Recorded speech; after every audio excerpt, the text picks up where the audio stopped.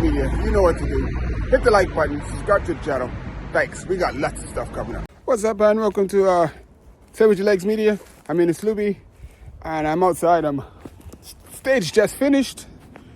Tadej Pogacar was today's winner, and I thought I'd just try to get a little early, bit of early assessment, so I can get my post up early.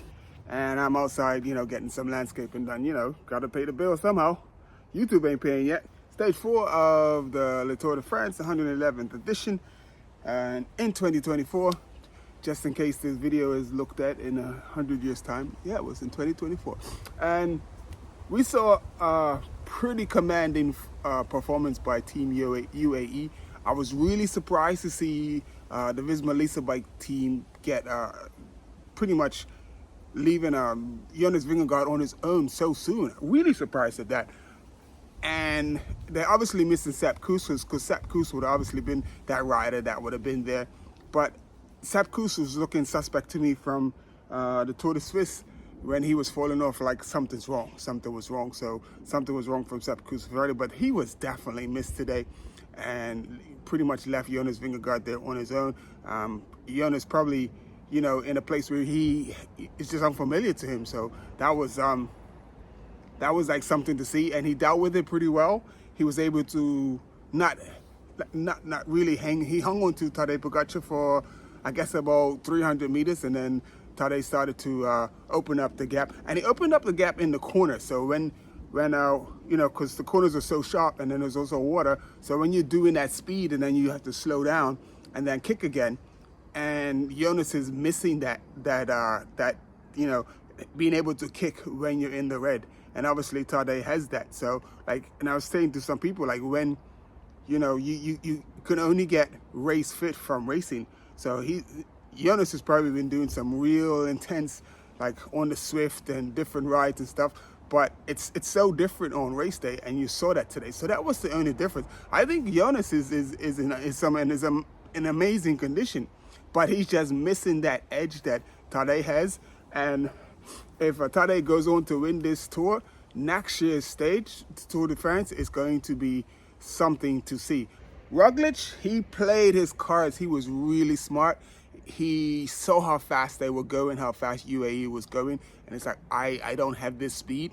And he what he did is a really classic way to conserve, a really smart way to conserve yourself, so that you can go a little bit longer on the climb. So what he did was he stayed second or third wheel for as long as he could, and then when he needed a break, he just needed that 5-10 seconds.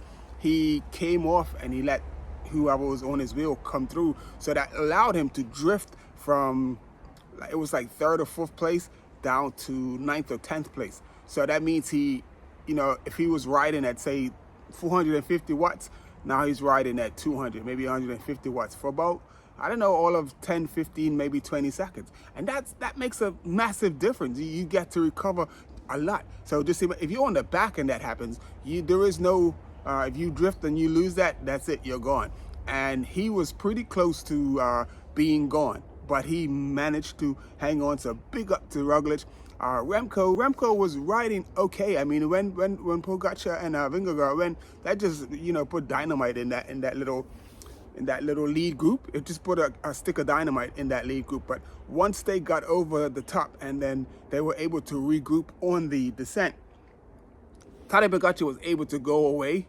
And the only thing that made the descent sort of even out the descent for everybody was the snow melt in the corners, which made it really, really dangerous, because you come in at speed and then you gotta, I can't, I'm coming from dry road to a wet corner, so you gotta ease off a lot, and then you have to get up and stump on the pedals.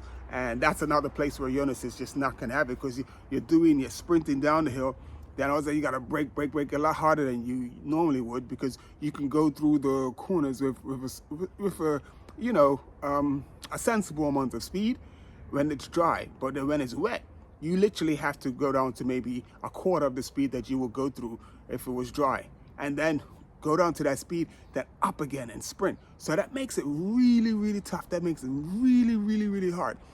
And that's just that race fitness that Pogacar has. able to like stop, up. And Remco, I thought Remco, like, because it looked like he was keeping the gap, and I said, okay, Remco's going to catch Vingegaard, but it's almost like, it seems like Jonas is not fearing the descent. Even after the crash, he seemed to be pretty confident, but Remco, he just seemed really like timid in the corners, and he was caught quickly by the other guys, and then they passed him, and then he had to chase back once it got on the flat. So he had to work really hard to get back, and then once he did get back, he sat on the group for a minute. He did a lot of work to get back to the group, and Jonas was joined by one of his teammates, and then it was one UAE rider, I think it was one of you. So Remco was able to sprint for second place. Jonas is going to be fighting Remco for like second and third place by the looks of it. But I think with the way that they climb, so when they have the mountaintop finishes, and Jonas will be ahead. So he had about, I don't know, 15-20 seconds on Remco. So on those mountaintop finishes, that's where Jonas will get the best of Remco. Understanding that it's 3 weeks of racing, don't go all in. Make sure you're good and conserve yourself. Remco is just riding really smart, and it's really impressive, and it's good to see.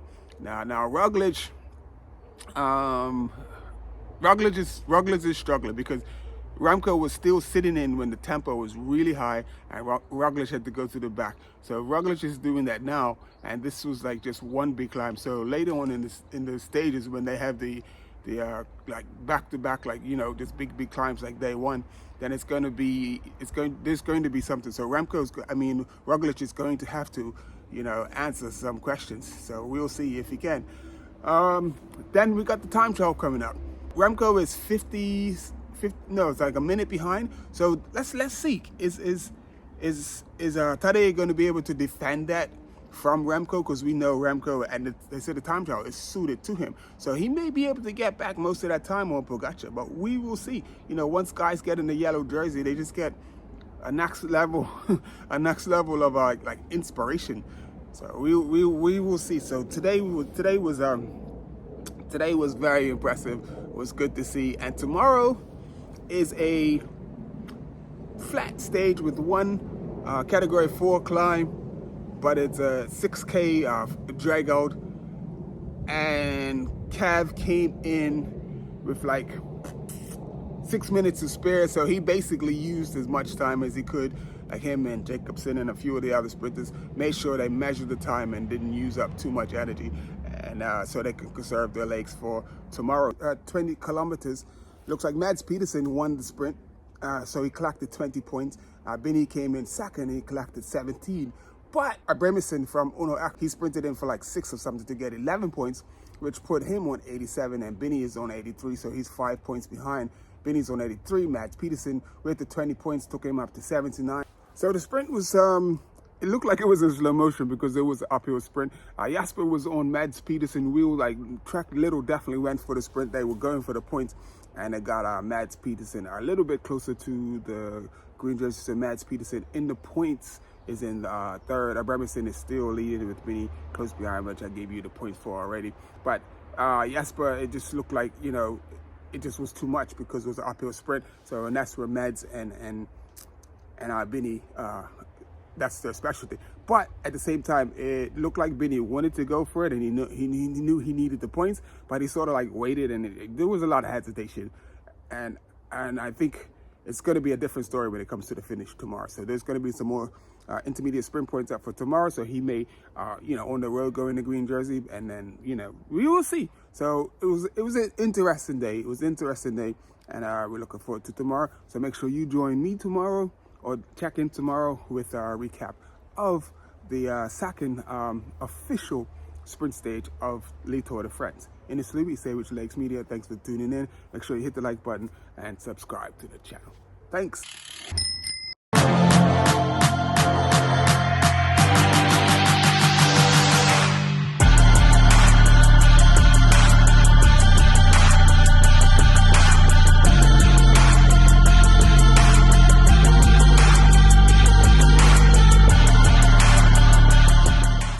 Your Legs Media, you know what to do. Hit the like button, subscribe to the channel. Thanks. We got lots of stuff coming up.